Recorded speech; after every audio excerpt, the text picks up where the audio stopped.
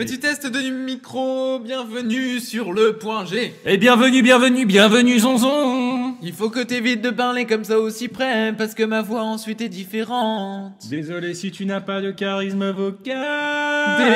Désolé si t'es une merde. C'était un petit autotune de Gaspard G. Et de Guillaume Bénèche. Bienvenue sur le point G. 1, 2, 3, 4. Ah, le point G. Que le point G. Le punto G. On va parler du point G ce matin, on en entend beaucoup parler. On sait jamais trop ce que ça veut dire. Alors, G. G. Guillaume Bénèche. Guillaume Bénèche. Gaspard G. Avec Gaspard G. Vous écoutez le point G. C'est de la poudre de perlimpinpin.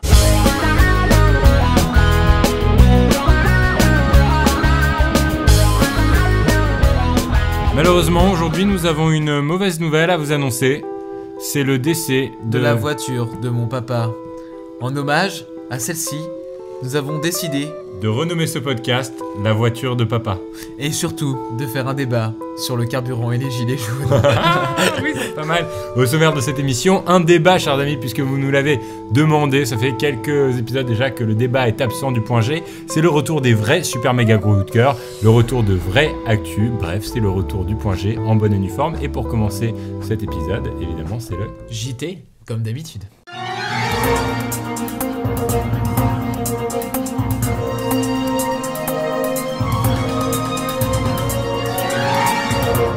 On commence ce tour de l'info, commenté par Guillaume Bénèche. Alors, Radio-Canada et Le Monde nous apprennent aujourd'hui, comme la grande majorité des médias internationaux, que Carlos Ghosn, qui est le président-directeur général du groupe Renault, Nissan, Mitsubishi, a été arrêté par la justice japonaise, donc à Tokyo lundi, et qu'il subit depuis lors des interrogatoires qui vont se prolonger sur 10 jours de garde à vue. Carlos Ghosn, qui est aujourd'hui l'un des plus gros patrons français, puisque Renault est l'un des plus gros groupes automobiles du monde, Carlos Ghosn est soupçonné d'avoir caché une partie de ses revenus et de ne pas avoir déclaré près de 10 milliards de yens, ce qui représente près de 60 milliards de dollars canadiens et donc à peu près 35 millions d'euros. Ce n'est pas rien, c'est énormissime, et on peut comprendre aujourd'hui la colère des salariés de Renault aujourd'hui qui constatent finalement qu'ils ont un patron qui ne déclare pas les revenus et qui finalement paye au SMIC ses salariés. Par rapport à ça, l'exécutif de Peugeot a décidé de placer Thierry Bolloré comme PDG de Renault en intérim. Je trouve ça vraiment très très drôle, hein. On a vraiment l'impression d'avoir une sorte d'inceste entre patrons français et qui se placent là où il faut se placer et qui finalement ne déclarent pas les revenus. On verra ce que la justice japonaise dira de tout cela. Que justice soit faite pour notre ami Carlos. Et je précise bien sûr que ceci n'est pas jugeable en France puisqu'il s'agit des revenus générés par Nissan et Mitsubishi qui sont encore des boîtes japonaises, ce qui fait que normalement la justice française ne pourra rien faire dans cette affaire. Pour cette deuxième info, on va encore parler un peu de justice française. Je vais vous parler de justicier francophone, un espèce de Robin des Bois belge qui s'est insurgé cette semaine. Un étudiant à l'université belge de Louvain qui interpelle Emmanuel Macron en visite. Sur la banderole déployée dans le parterre des étudiants belges, on pouvait lire en grosses lettres « Le sang coule de leurs mains, renseignez-vous ». Mais les mains de qui, demande alors notre cher président de la République Emmanuel Macron sur la scène aux côtés du Premier ministre belge Charles Michel lors d'une rencontre ce mardi 20 novembre avec 800 étudiants quand même qui étaient présents sur place. L'un des participants interpelle donc alors Macron en lui disant « Pourquoi vous matraquez vos étudiants ? Pourquoi vous êtes le seul pays qui utilise des grenades contre sa propre population ?» N'importe quoi, répondra alors notre président de la République. Mais comme ce dernier n'avait pas terminé de répondre à une précédente question, il leur a dit tout simplement d'attendre leur tour poliment et de ne pas mettre surtout des papiers partout avec leur banderole parce que quelqu'un va les ramasser et ça ne serait certainement pas lui. Et finalement, personne les a ramassés et le mec s'est barré. Finalement, l'étudiant qui a été invité par Macron du coup à poser une question en bonne uniforme ne l'a pas fait. Est parti de son plein gré et n'a pas été viré par la sécurité, chose à laquelle s'est opposé Emmanuel Macron, parce que quand l'organisatrice de la salle a voulu faire virer les manifestants, Macron s'y est opposé. Mais Macron a quand même répondu de ses actes, force est de constater que ce dernier a été fort habile des mots. Puis en soi, bon, l'information de manifestants qui perturbent un politique, c'est pas très grave, on s'en fout un peu. Emmanuel Macron ne s'est pas laissé démonter et maîtrise très bien cet exercice oral de l'improvisation. La NASA va enquêter sur la consommation de drogue chez SpaceX et Boeing. Je ne sais pas si vous avez entendu parler de ce podcast. En vérité, il a fait quand même assez fureur sur les réseaux sociaux. Extraordinaire. Où Elon Musk, le patron de SpaceX, qui était aussi le créateur de PayPal, aujourd'hui Elon Musk qui symbolise le milliardaire jeune, beau gosse, playboy. Beau gosse, je sais pas, mais monstre entrepreneurial, ça c'est sûr. En tout cas, un peu à Tony Stark dans Iron Man, tu vois. D'ailleurs, C'est faut vraiment savoir que Tony Stark. faut savoir que Iron Man a été inspiré par Elon Musk. Et finalement, Elon Musk avait, pendant ce podcast, fumé un joint en direct. Ça avait fait scandale parce que le podcast a été visionné 90 000 fois en quelques heures. Bien sûr, l'action et le cours de SpaceX en bourse a chuté, mais royalement. C'est pas vrai, ah oui. Parce que y avait un côté genre que fait Elon Musk à fumer comme ça, ça décrédibilise l'entreprise. Elon Musk a été démis de ses fonctions du président du conseil d'administration de SpaceX à partir de ce moment-là, bien qu'il conserve toujours ses parts. Et figurez-vous donc que la NASA a décidé de se lancer dans une enquête, déclencher une enquête de la police pour vérifier la fiabilité et le sérieux de ses partenaires, dont SpaceX et Boeing, qui ont affirmé ne pas avoir de drogue dans les espaces de travail.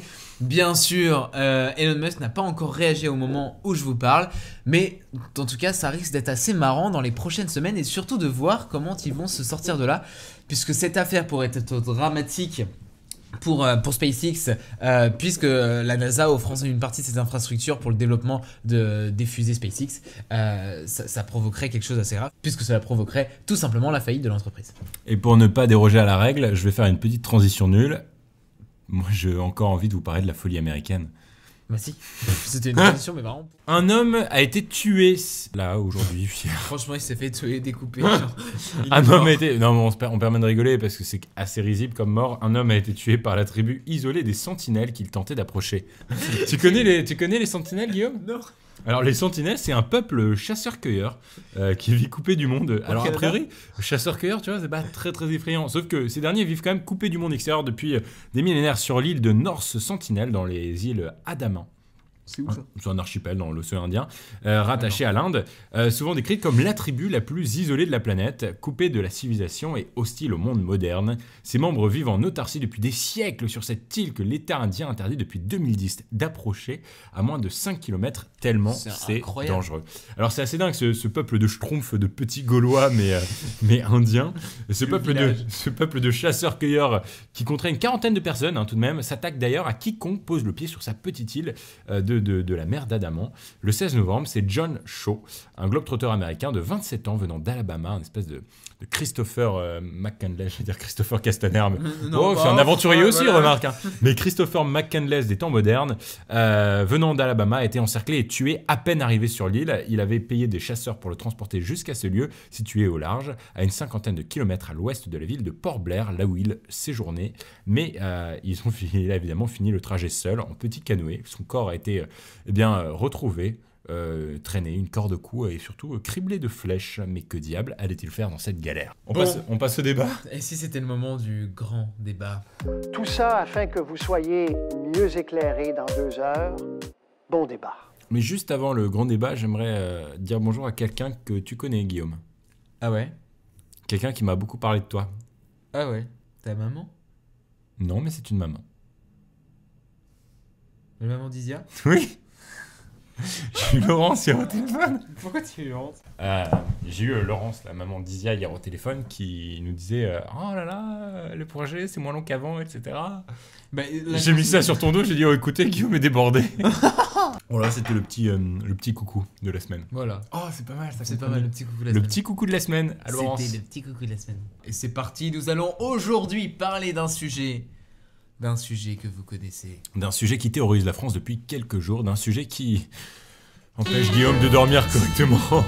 Guillaume en est fou, vous l'avez vu sur les réseaux sociaux, @GuillaumeBenech. Allez le suivre si vous aimez Macron, si vous aimez le néolibéralisme, si vous détestez vous aussi les gilets jaunes et tous les pédants qui se foutent en plein milieu de l'autoroute. Allez suivre Guillaume Benech, je vous appelle l'anti-anarchiste. Pourquoi tu n'aimes pas les gilets jaunes, Guillaume? Pourquoi je n'aime pas les gilets jaunes, Gaspard? Tu sais quoi, je vais te proposer de lancer, toi, de me dire exactement ce que tu penses de ces mouvements. Bien que je sois quelqu'un d'assez engagé et quelqu'un qui ait des points de vue dans la vie, a priori les gilets jaunes ça ne me fait ni chaud ni froid, excepté quelques incidents qui me font dire que, ah putain, à certains moments, ils sont un peu casse-couilles. Pour moi, je vois dans les Gilets jaunes un grand rassemblement, une énorme manifestation anti-Macron, bon, pour certaines réformes en particulier, hein, qui sont quand même pointées du doigt, mais un grand rassemblement anti-Macron. Et à partir de là, je ne peux pas m'y opposer. Je veux dire, dans une société totalement libre, où on a le droit de manifester, parce que sinon ça s'appelle une dictature. Ouais, je trouve ça assez fort de voir des rassemblements de personnes qui ont la même opinion et qui viennent s'opposer au gouvernement actuel.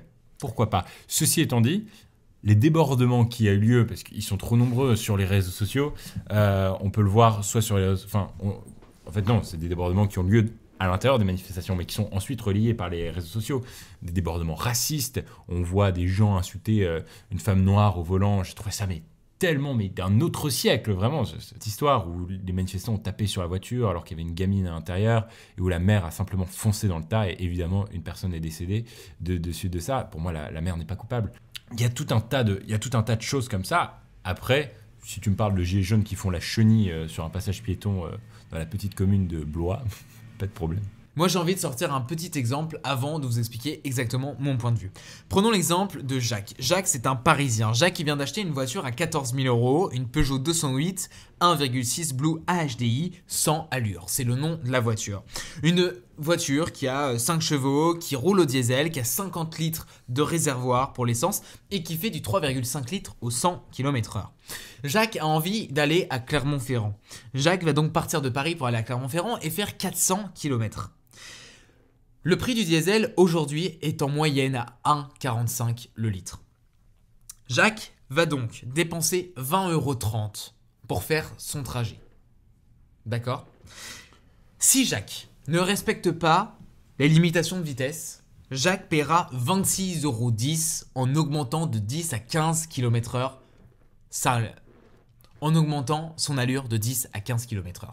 En conclusion, qu'est-ce qui se passe? Si on regarde les réformes qui ont été mises en place depuis quelques temps par Emmanuel Macron, la route qui a été baissée, les limitations de la route qui ont été baissées de 90 km/h à 80 km/h pour les voies à double sens, ici déjà, on sait qu'on a une augmentation sur 400 km de 6 €. 6 €, c'est énorme. C'est énorme, on est d'accord. Je veux dire, 6 € ne serait-ce que sur 400 km, sur un plein, ça fait énormément d'argent. Viens-en au fait. Viens-en au fait. Je viens au fait. Finalement, si on part juste de ce principe-là, en disant que si on roulait littéralement aujourd'hui aux allures qui sont aujourd'hui légales, à savoir avec les bonnes limitations de vitesse, et bien finalement, on paye moins cher que ce qu'on payait il y a 2 ans, que ce qu'on payait il y a 10 ans, que ce qu'on payait il y a 20 ans, il y a 30 ans. Avec l'augmentation de la technologie, l'augmentation de la qualité des voitures, des moteurs, avec la transformation des essences. Finalement, on paye moins cher. Alors, tout ça, pourquoi? Finalement, les gens protestent, pourquoi? Ils protestent parce que le gouvernement a augmenté de quelques centimes le carburant. En France, on s'indigne donc pour une histoire de taxes. 20% sont reversés à l'environnement.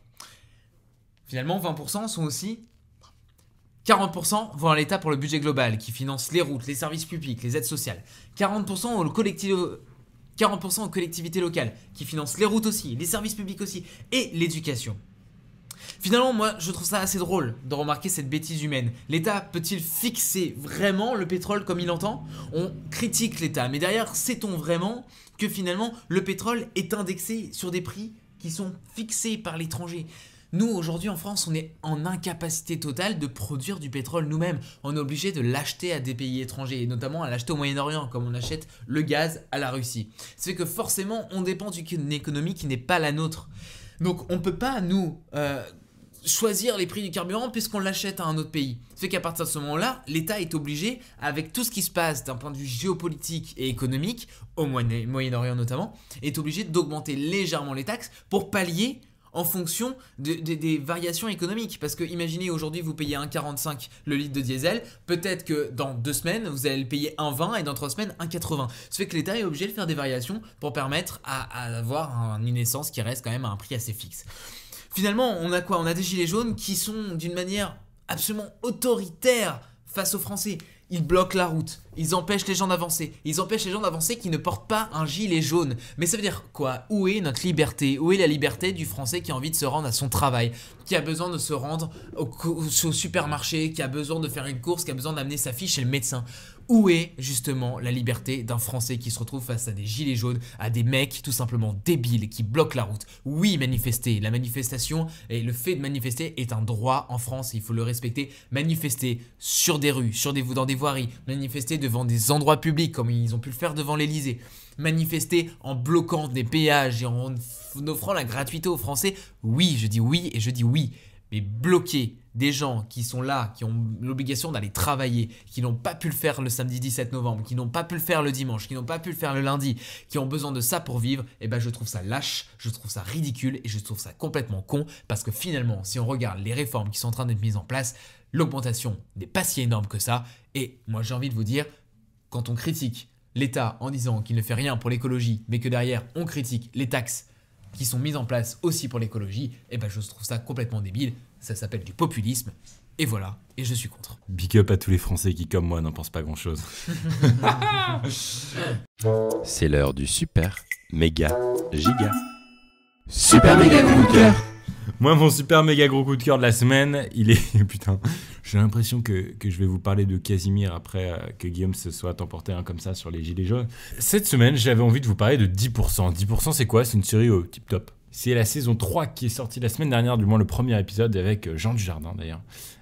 Donc c'est assez cool. Et ce 10%, c'est une série en fait qui met en scène des agents à la suite de la mort, hein, c'est pas un grand spoiler, de la mort du directeur et de l'actionnaire principal de l'agence. 4 des agents d'artistes, et en général c'est des artistes français, se retrouvent dans moult et moult galères. Et je trouve personnellement, en ayant déjà vécu la vie d'agence, en ayant eu personnellement un agent, enfin même des agents, je peux vous dire que c'est assez fidèle, même si on vient du net, si on vient de la musique, si on vient de trucs, etc. C'est assez fidèle. Là, ça se focus vraiment sur le cinéma français. Un épisode égale une nouvelle problématique avec un artiste. Donc il y a Fabrice Lucchini qui est passé, il y a Julie Gaillet, il y a Joe Star. Jean Dujardin dans la nouvelle saison. Voilà, Jean Dujardin, comme je le disais, fait l'ouverture de cette saison 3.